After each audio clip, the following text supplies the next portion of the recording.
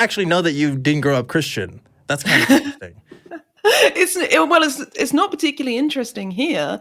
I actually just checked before I got on the call with you, and the latest survey, I can't remember who it was. Oh, the British Social Attitudes Survey in 2018 said 52% of people living in the UK say they have no religion.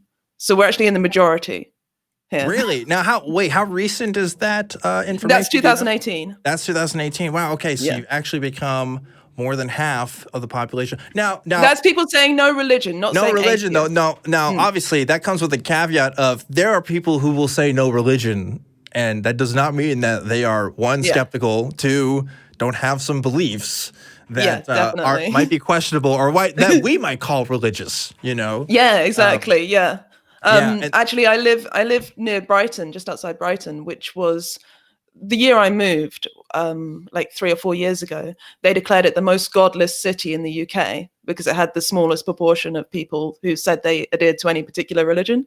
But it's also it's like the woo capital of the UK as well. Woo. We have Reiki, we have, ghosts, we have healing, tarot, let everything. me tell you, I'm sorry, I'm going to interrupt you here because for Valentine's Day weekend, I was out and I picked up a magazine here in Austin that was kind of talking about some of the local services and stuff. And they had a whole thing on spiritual kind of practices here. I swear to God, I saw a holistic vet care place where, the acupuncture, some light therapy is kind of interesting if you study, but like just everything you could imagine on the spectrum of bullshit.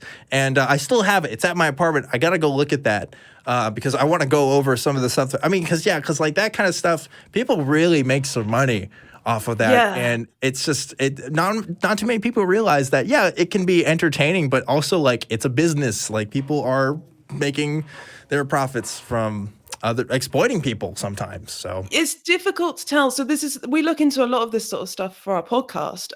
Also, not so much alternative medicine, although we do touch on it sometimes, but because neither of us are scientists, we feel a bit leery of getting into that area. But psychics, for example, we've been to see psychics, all sorts of things along those lines. And like knowing whether someone is they genuinely believe that they can contact the dead or whether they just want your money. It's a really fine line because I think you can. I mean, I used to read tarot. So I was raised without religion, but I sort of fell into a kind of. I mean, I was Wiccan. I was a witch for many years, and I did a lot of kind of woo-related stuff, as you would imagine. Many Wiccans do, although not all. It's actually interesting. There are quite a few atheist witches out and about now, which is nice to see. Anyway, so I used to read tarot cards. And I believed that I was getting messages from the cards because I would put down the cards and they would have these symbols on them and they would seem to relate really well to the problem that my friend had told me about.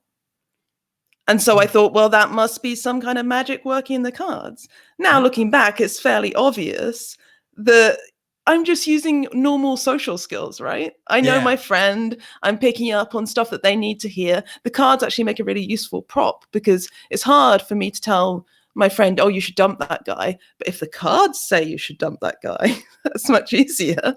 Right. So it's like, but you can, my point is the people who are doing the thing, whatever it is, whether it's alternative medicine or psychic, whatever, they may very well believe that they have those powers.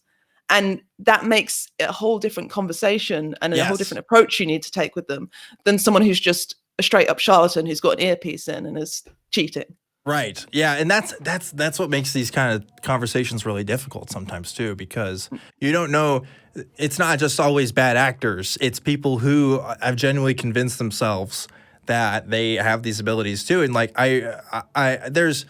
there are documentaries about this kind of stuff. I mean, there's people who would talk about like, I used to believe this stuff and I genuinely believed I could like bend stuff with my mind and things like that. And like he didn't, people think, now I don't know people's hearts. I don't know how much they're trying to